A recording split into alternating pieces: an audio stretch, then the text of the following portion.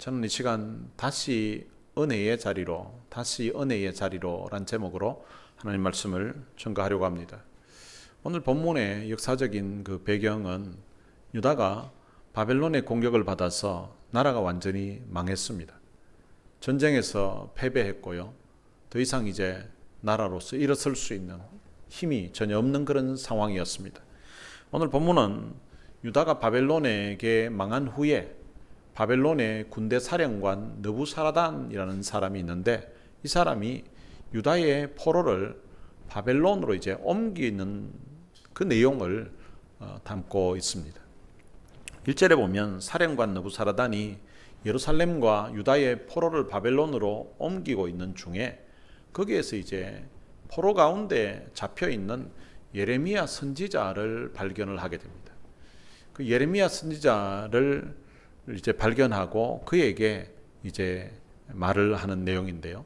그런데 앞부분 39장에 보면 이 포로에서 느부사라단이 예레미야를 풀어주었습니다. 풀어줄 때에 어떤 내용이 있는가 하면 바벨론의 느부갓네살 왕이 예레미야에 대하여 사령관 느부사라단에게 명령을 합니다. 그를 데려다가 선대하고 해하지 말며 그가 내게 말하는 대로 행하라고 했습니다.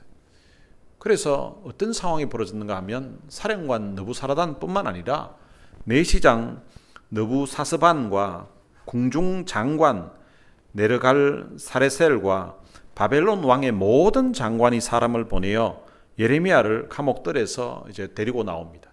그리고 이제 그를 그다랴라는 사람에게 넘겨서 백성 가운데 살게 하였다라고 앞부분에 기록하고 있습니다. 그런데 지금 이 포로 가운데 잡혀져 있는 거예요.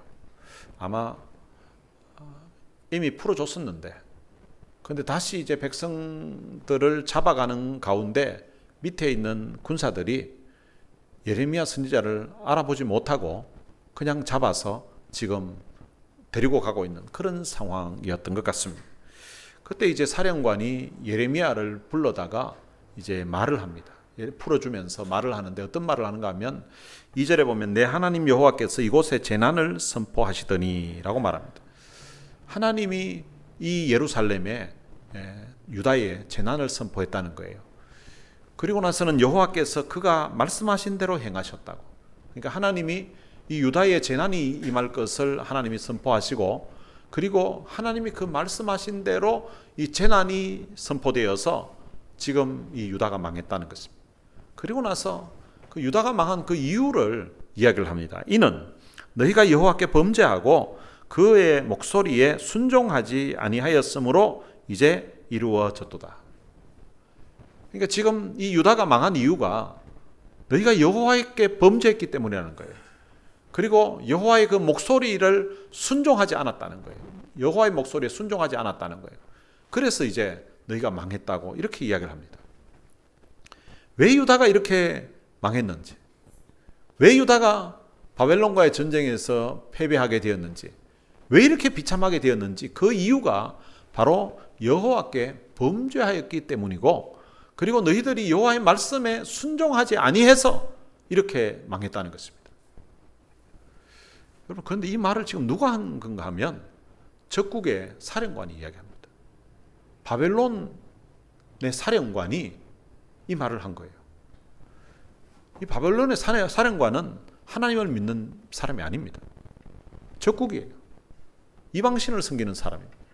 그런데 그 사람이 이런 말을 했는 것 자체가 너무 놀랍습니다.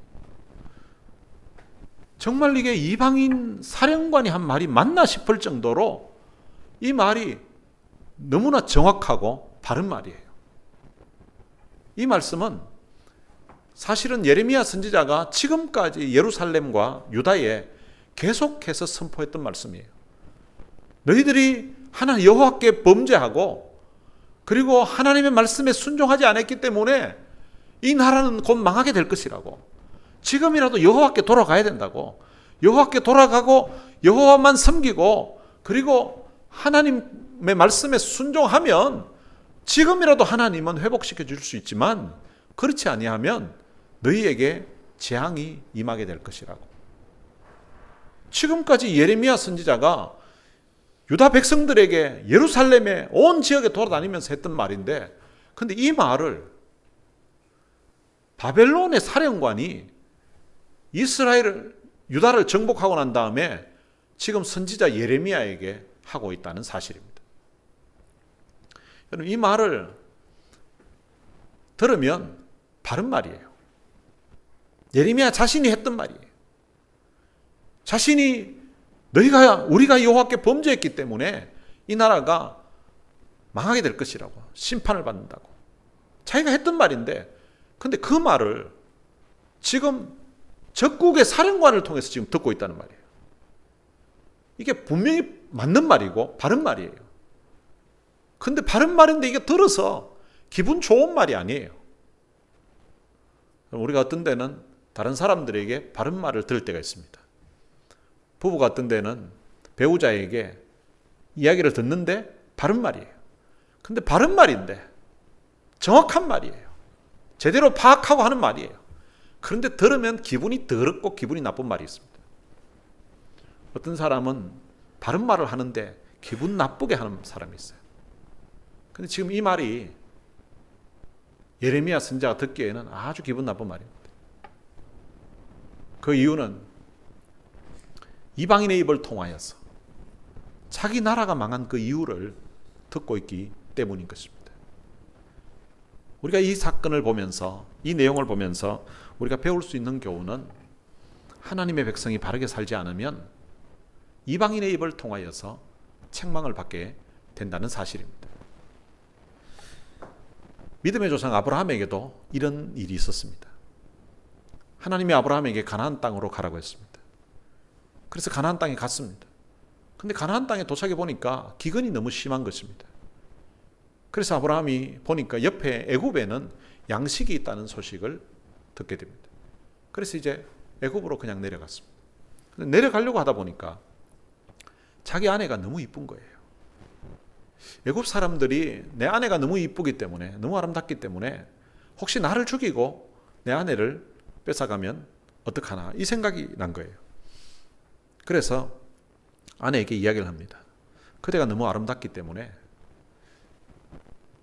애굽에 가서 내 아내라고 하면 사람들이 날 죽이고 당신을 뺏어갈 것 같다고. 그래서 가서 우리 오빠 동생 사이라고 그렇게 이야기하자고. 요즘식으로 그냥 표현하면, 당신이 너무 이쁘니까 사람들이 날 죽이고 당신 데려갈 수도 있다. 그러니까 우리 부부라고 하지 말고 그냥 오빠 동생 사이라고 그렇게 이야기하자고. 그러니까 사례가, 그래 오빠 알았다고, 앞으로 오빠라고 이야기하겠다고 이러는 거예요. 그럼 나 같으면 안 삽니다. 이 인간이 나보고 오빠라 그러고 그냥 듣기 좋아서 오빠라고 하는 게 아니라 자기가 죽을까 싶어 겁이 나서 오빠라고 하라는 거예요. 그런데 저 오빠라고 하겠다고 이야기하고 애굽에 들어갔습니다. 근데 애굽에 들어가 보니까 진짜 사람들의 반응이, 이 외국인이 왔는데 너무 이쁜 여자가 왔다고 이렇게 이제 소문이 난 거예요. 근데 그 소문이 이제 바로가 살고 있는 그 궁의 그 고관들에게도 이제 알려진 거예요. 고관들이 보니까 진짜 너무 이쁜 거예요. 그리고 외국인이라서 이제 바로 왕에게 그 사실을 이야기했더니 바로 왕이 데리고 오라고 한 거예요. 그래서 왕이 보고, 바로 왕도 사례의 그 아름다운 모습을 보고 그냥 반한 거예요. 그래서 사이가 어떠냐고 물으니까 오빠 동생 남매 사이라고 이야기를 한 거예요. 그러면 내 아내로 맞이하겠다고 한 거예요. 그리고 이 정도 가면 그때라도 아브라함이 왕 앞에 엎드려가지고 죽을 죄를 졌다고. 사실은 제 여동생이 아니라 제 아내입니다. 물론 사실은 혈연적으로는 사실은 제 친척 여동생에 해당됩니다. 그렇지만 저희들은 부부가 되겠습니다. 라고 이렇게 이야기해야 되는데, 이 남자가 그 말을 못한 거예요. 말도 못하고 뭐부터 하는 사이에 이미 자기 아내는 바로 왕의 아내로 이제 빼앗겼고, 그런 상황에서 그 아내 덕에 엄청나게 후대함, 많은 선물도 받고 이렇게 됐습니다. 그런 상황이 되니까 하나님이 개입하신 거예요. 하나님이 개입하셔서 바로와 그 집안에 엄청난 재앙을 내렸습니다. 그 재앙을 내리고 나니까 이 바로 왕이 도대체 왜 이런 엄청난 재앙이 자기에게 일어났나 생각을 해본 거예요. 근데 자기 일상의 삶은 변화가 없는데 한 가지 변화가 있다면 어제 외국에서 왔던 그 한 여인을 자기 아내로 맞아들인 그 사건밖에 없어요. 그래서 아마 그 아내에게 물어봤을 거예요. 사례에게. 사실대로 이야기해라. 당신 누구냐? 이렇게 물어봤을 수도 있고, 아니면은 하나님이 비몽사몽간에 하나님이 나타나셔서 너 그 여자 건드렸다가 너 죽는다. 너뿐만 아니라 너희 집안, 아니 너희 나라 자체를 내가 아예 멸망시킬 수 있다. 그 엄청난 재앙 앞에 이 바로가 막 쫄은 거예요. 겁을 먹고는 이제 그 사실을 알게 된 거예요. 알게 되고 나서 아브라함을 불렀습니다. 아브라함을 불러서 이 바로가 아브라함에게 이야기를 합니다. 내가 어찌하여 이렇게 행하였느냐? 내가 어찌하여 그를 내 아내라고 내게 말하지 아니하였느냐? 내가 어찌하여 그를 누이라 하여 내가 그를 데려다가 아내를 삼게 하였느냐? 내 아내가 여기 있으니 이제 데려가라고 했습니다. 하나님을 믿는 아브라함이 거짓말을 하니까, 정직하게 살지 않으니까 이방인 바로 왕에게서 책망을 받게 되었다는 것입니다. 이방인에게 책망을 받은 이 일은 하나님을 믿는 그 아브라함에게는 정말 부끄러운 일이요, 창피한 일입니다. 여러분, 하나님의 백성이 잘못 살게 되면 세상이 하나님의 백성을 책망하게 된다는 사실입니다. 하나님의 백성은 바르게 살아야 됩니다. 그래야 세상의 빛이 되고 그래야 세상의 소금이 될 수가 있는 것입니다. 우리가 하나님의 백성으로서 우리가 잘못 살게 되면 세상의 빛이 아니라, 세상의 소금이 아니라 오히려 세상에게 책망을 받게 되고 세상의 조롱거리가 될 수 있다는 것입니다. 그리고 이 느부사라단이 예레미야에게 그렇게 말을 한 다음에 그에게 선택을 하라고 합니다. 세 가지 선택지를 제시하는데요. 하나는 바벨론으로 가자고 합니다. 바벨론으로 가면 내가 당신을 선대하겠다라고 그렇게 이야기합니다. 그리고 바벨론으로 만약에 가기 싫으면 이제 내가 있고 싶은 곳, 네가 가고 싶은 곳을 선택해도 되는데, 거기에 이제 그다랴라는 사람이 이스라엘을 이제 다스릴 수 있도록 바벨론 왕이 지휘를 줬어요. 그래 그 사람인데 가서 거기 가서 백성 가운데 살아도 된다라고 이야기했습니다. 그때 이제 예레미야가 좀 생각을 하는지 대답을 하지 않고 이렇게 가만히 있으니까 이 느부사라단이 다시 이야기합니다. 네가 만약에 남는 것이 내 뜻이라면, 그러니까 바벨론으로는 가지 않을 것 같은 그런 이제 표정을 하고 있었던 것 같아요. 그러니까 이제 그데라에게 가든지 아니면은 당신이 원하는 곳 어디든지 가라고 그렇게 이야기를 합니다. 예레미야가 그때 어디를 선택하는가 하면 미스바로 가게 됩니다. 미스바로 가서 그곳에 이제 그다랴라는 사람이 있는데 그곳에서 이제 남아있는 백성들과 함께 거기에서 살았다고 성경은 기록하고 있습니다. 이 예레미야는 왜 바벨론으로 가지 않고 미스바로 갔을까요? 예레미야가 만약에 바벨론으로 가게 되면 어떤 일이 벌어질까요? 이 바벨론 왕은 이 예레미야를 아주 중요한 인물로 생각하고 아주 선대합니다.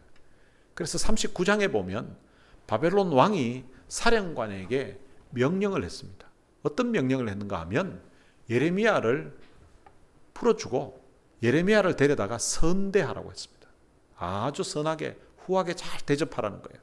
그리고 해하지 말라고 했습니다. 해하지 마는 정도로 끝나는 것이 아니라 그가 예레미야를 합니다. 그가 네게 말하는 대로 행하라고 합니다.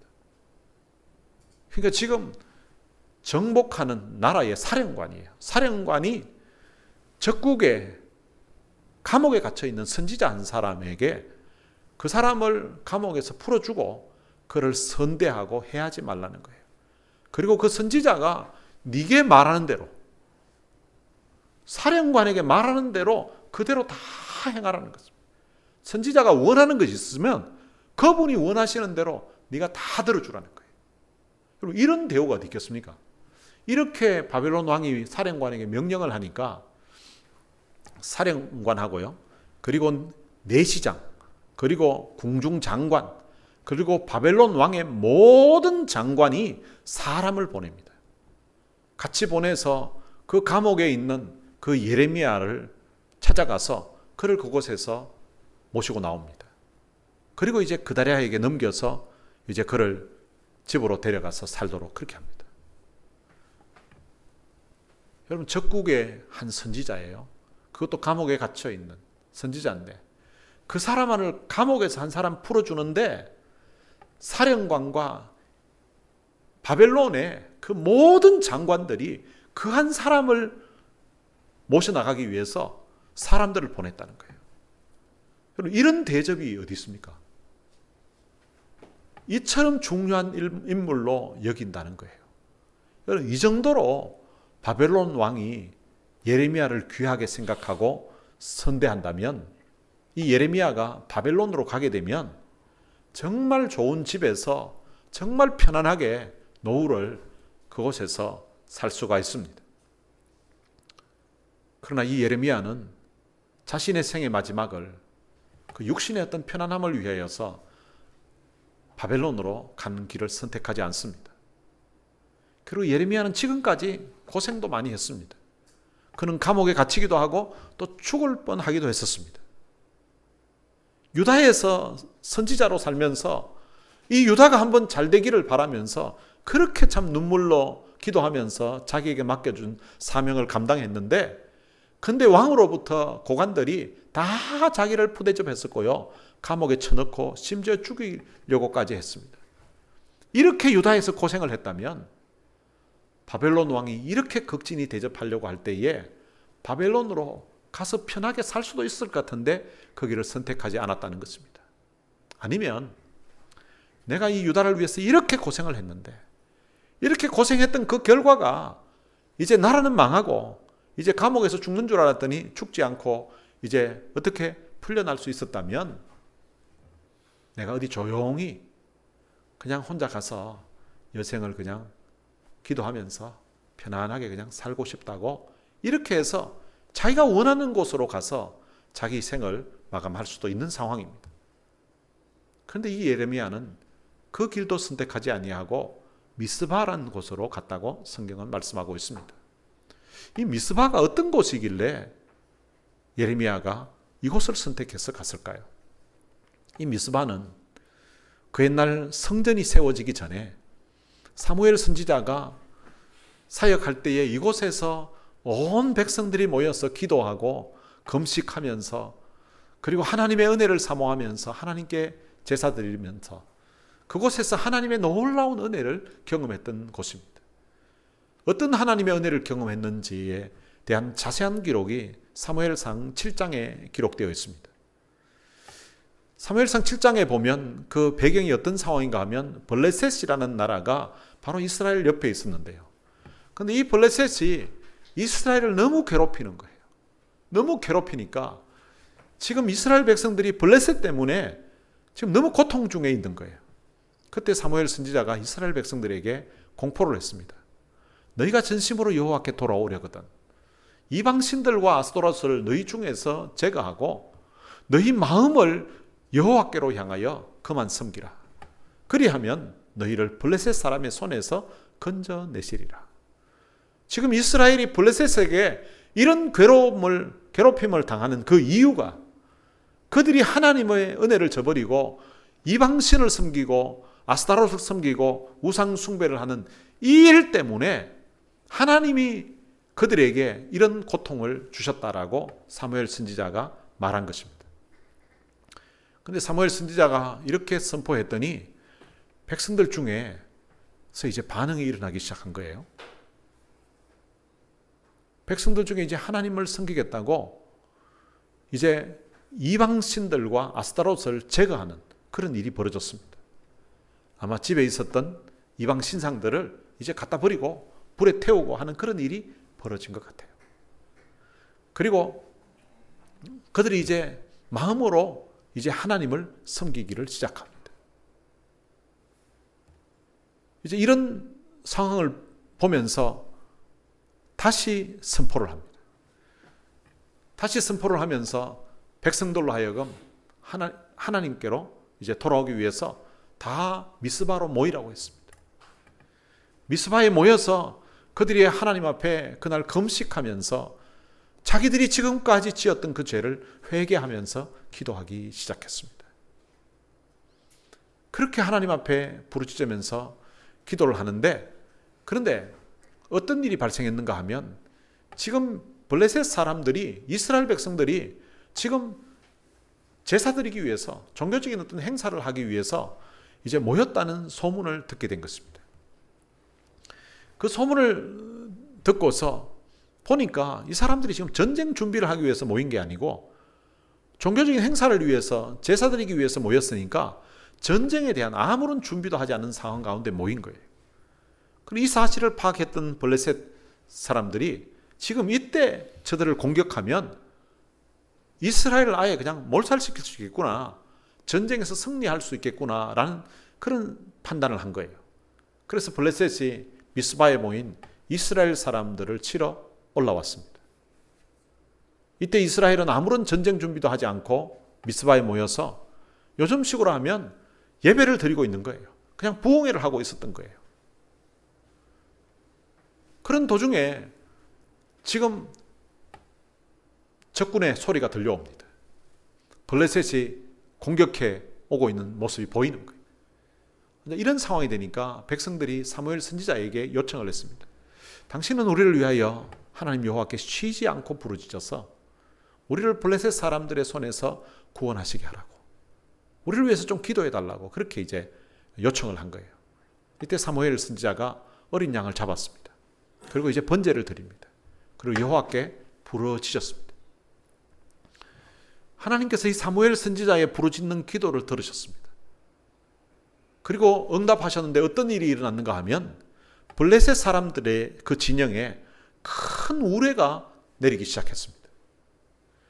그랬더니 그들이 그 큰 우레 앞에 너무나 당황을 해가지고 서로 막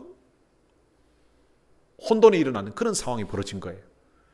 어쩔 줄 몰라하는 그 상황에서 이스라엘이 블레셋을 공격하기 시작했고 그 블레셋과의 전쟁에서 승리를 하게 되었습니다. 나라가 망할 것 같은 그런 위기 가운데서 하나님 앞에 부르짖으면서 기도함을 통하여서 하나님의 도우심으로 승리를 하게 되었던 것입니다. 하나님의 은혜로 승리를 한 것입니다.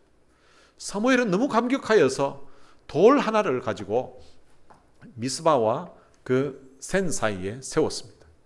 그리고 그 돌 이름을 에벤에셀이라고 하였습니다. 에벤에셀의 뜻은 여호와께서 여기까지 우리를 도우셨다는 것입니다. 블레셋과의 전쟁에서 이스라엘이 승리할 수 있었던 이유가 이스라엘 군대의 힘이 강해서가 아니었습니다. 이스라엘 지휘관이 작전을 잘 짰기 때문에 승리한 것도 아니었습니다. 이스라엘의 무기가 블레셋보다 더 우수했기 때문에 승리할 수 있었던 것도 아니었습니다. 이스라엘이 블레셋을 이길 수 있었던 것은 오직 하나님의 도우심이었습니다. 오직 하나님의 은혜였습니다. 그래서 사무엘 선지자는 이 하나님의 은혜를 두고 기억하게 하기 위해서, 그리고 다음 세대 사람들도 이 하나님의 은혜를 기억하게 하기 위해서 기념비를 하나 세웠는데 바로 그 기념비에 에벤에셀이라고 명칭을 붙인 것입니다. 미스바는 이스라엘 백성들이 금식하며 회개하며 기도했던 장소입니다. 미스바는 그들이 지었던 죄를 회개하고 전심으로 하나님을 찾았던 곳이었습니다. 하나님보다 그들이 더 사랑했던 것들을 다 버리고 마음으로 하나님을 섬겼던 곳이 바로 그 미스바였습니다. 이 미스바는 블레셋의 그 압제하에서 고통당할 때에 하나님 앞에 선지자 사무엘이 부르짖었더니 하나님이 응답하시고 역사하셨던 그 은혜의 장소입니다. 온 백성들과 함께 금식하며 회개하며 기도했던 그곳에서 엄청난 하나님의 역사, 하나님의 은혜를 경험했던 곳이 바로 이 미스바였습니다. 하나님의 은혜를 받았던 그 미스바로 이 예레미야가 간 것입니다. 비록 나라는 바벨론에 의해 망했지만 이 나라가 다시 회복할 수 있는 길은 과거에 미스바에서 역사하셨던 그 하나님이 다시 이스라엘에게 은혜를 주셔야 된다는 사실을 이 예레미야는 알고 있었습니다. 그래서 그가 미스바로 갔던 것입니다. 비록 나라가 망했지만 아직 남아있는 사람들만이라도 과거 사무엘 선지자 때처럼 전심으로 여호와를 찾으면 하나님은 다시 은혜를 베풀어 주실 것을 믿었기 때문에, 기대했기 때문에 그곳으로 간 것입니다. 지금이라도 이방신을 제거하고 마음을 여호와께로 향하여서 하나님만을 섬기게 되면 지금도 하나님께서는 바벨론 사람들의 그 손에서, 과거에 블레셋 사람의 손에서 자기들을 건져내 주셨던 것처럼 하나님이 건져내실 수 있다는 것을 믿었기에 미스바로 갔을 것입니다. 여러분, 우리의 삶에 어려운 일이 발생하고 우리의 삶에 어려움이 찾아오고 우리의 삶에 고난이 찾아올 때에 그때 우리는 하나님을 찾아야 됩니다. 인간적으로 더 이상 희망이 없어질 때에 그때라도 하나님을 찾아야 되는 것입니다.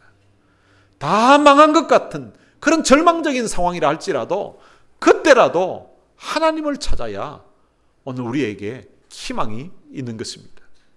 예레미야는 편하게 살 수 있는 길이 자기 앞에 놓여 있음에도 불구하고 그는 바벨론으로 가지 않았습니다. 그는 하나님의 은혜를 사모하면서 다시 은혜를 받을 수 있는 그 자리로 나아갔던 것입니다. 여러분, 오늘 우리들도 이 예레미야처럼 살아야 합니다. 편하게 사는 것이 우리의 삶의 목적이 아니라 조용하게 사람들 간섭받지 아니하고 사는 것이 우리의 삶의 이유가 아니라 오늘 우리들은 하나님의 은혜를 사모하면서 살아야 됩니다. 하나님의 은혜를 갈망하면서 살아야 합니다. 하나님의 주시는 그 부흥을 사모하면서 살아야 하는 것입니다. 하나님의 백성들은 전심으로 여호와께로 돌아와서 하나님을 찬양하며 하나님을 예배하며 살아야 되는 존재들인 것입니다. 하나님의 백성들은 과거에 받았던 그 하나님의 은혜를 사모하면서 다시 하나님의 은혜의 자리로 나아가야 하는 것입니다. 우리는 지금까지 하나님의 은혜로 살아왔습니다. 그리고 앞으로도 오직 하나님의 은혜로만 우리가 살아갈 수가 있습니다. 여러분들의 삶에 부어주셨던 그 하나님의 은혜를 생각하면서 다시 은혜의 자리로 나아가시기를 주님의 이름으로 축원합니다. 오늘 들은 말씀을 생각하면서 찬양을 한 곡 부르겠습니다. 주께 가오니라는 찬양입니다. 주께 가오니 날 새롭게 하시고 주의 은혜를 부어주소서. 내 안에 발견한 나의 연약함 모두 벗어지리라 주의 사랑으로. 주 사랑 나를 붙드시고 주 곁에 날 이끄소서. 독수리 날개쳐 올라가듯 나 주님과 함께 일어나 걸으리 주의 사랑 안에. 이번 주 전할 이 말씀을 준비하면서 이 찬양을 이제 부르려고 유튜브에서 이 찬양을 이제 찾아서 틀어놓고 이 찬양을 듣다가 유튜브에 있는 그 댓글을 보았습니다. 그 댓글에 보니까 이 찬양을 부르면서 받았던 은혜를 한 분이 간증을 올려놨어요. 어느 날 아침에 일어나려고 하는데 마치 폭탄에 맞은 것처럼 엄청난 통증이 오면서 그 순간부터 걷지를 못했다고 합니다. 그럴 수가 없어서 화장실 가고 나오는 것을 기어서 화장실 들어가고 기어서 화장실에서 방으로 나왔다고 합니다. 그런데 그 일을 5년간 한 거예요. 5년간 화장실을 기어서 들어가고 화장실을 기어서 나오고 그것만 했지 다른 외부 출입은 전혀 못한 채 5년을 살았는데요. 그런데 그 5년간 이 찬양을 들었다고 합니다. 주께 가오니 날 새롭게 하시고 주의 은혜를 부어주소서. 내 안에 발견한 나의 연약함 모두 벗어지리라 주의 사랑으로. 지금 제대로 일어설 수도 없고 걷지도 못해서 화장실을 기어서 들어가고 기어서 나오는 그런 상황인데, 내 안에 발견한 나의 연약함 모두 벗어지리라 주의 사랑으로. 그리고 주 사랑 나를 붙드시고 주 곁에 날 이끄소서. 마치 독수리 날개쳐 올라가듯 나 주님과 함께 일어나 그러리. 나 주님과 함께 일어나 그러리. 주의 사랑 안에 주님이 내 인생에 은혜를 베풀어 주시면, 주님이 내 인생에 사랑을 베풀어 주시면 나 주님과 함께 일어나 걸을 수 있다고 그렇게 믿고 이 찬양을 지난 5년간 불렀다고 합니다. 그런데 하나님이 5년 만에 하나님이 기적을 베풀어 주시다는 거예요. 그래서 5년 만에 이 찬양을 5년 동안 기도하는 마음으로 나 주님과 함께 일어나 걸을 것을 생각하면서 불렀더니 5년 만에 일어나서 걷게 해주셨다는 것입니다. 오늘 여러분 삶에도 이런 역사가 있게 되시기를 바랍니다. 주저앉은 것 같은 그런 상황에서, 더 이상 일어설 기력이 없는 그런 상황에서 독수리 날개쳐 올라가듯 나 주님과 함께 일어나 걸으리. 주의 사랑 안에. 오늘 들은 말씀 생각하면서 여러분들의 삶에도 이런 놀라운 역사 있게 되시기를 바랍니다.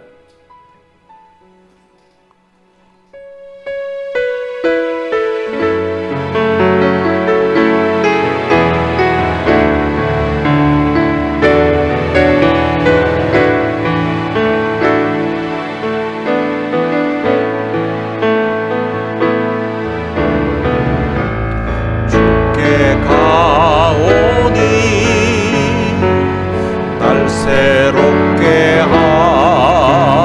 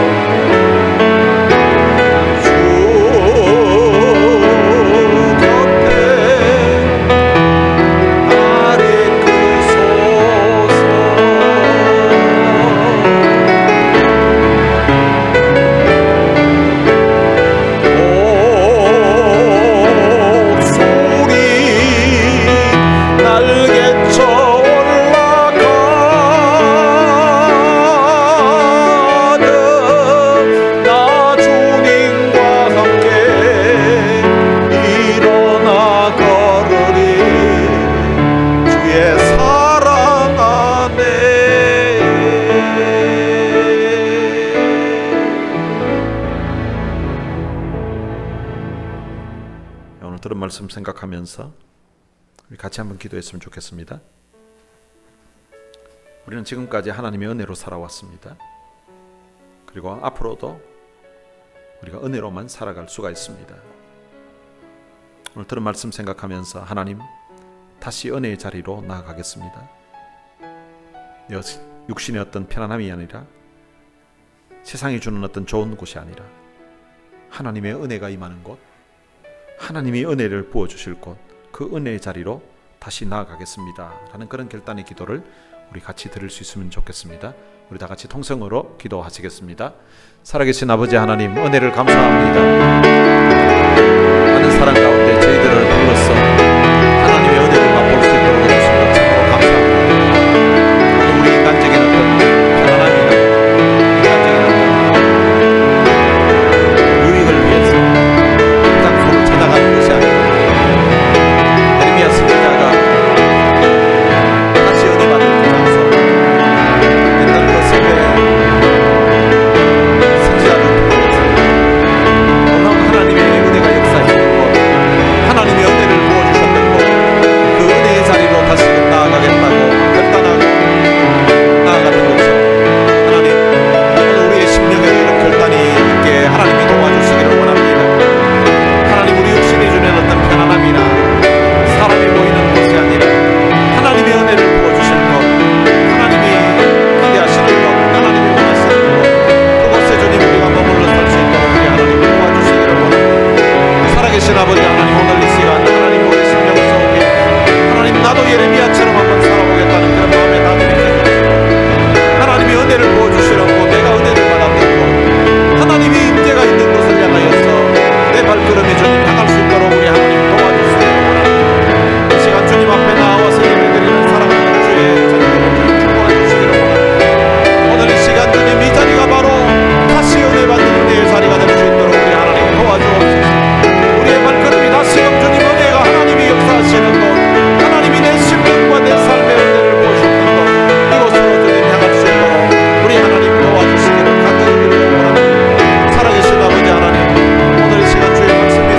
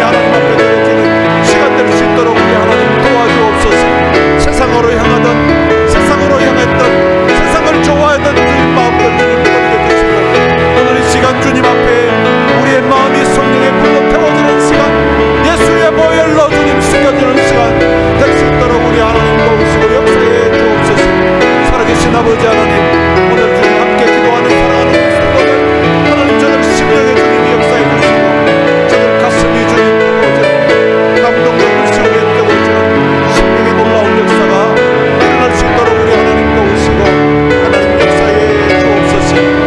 주님 감사합니다. 주님 은혜로 역사에 주옵소서.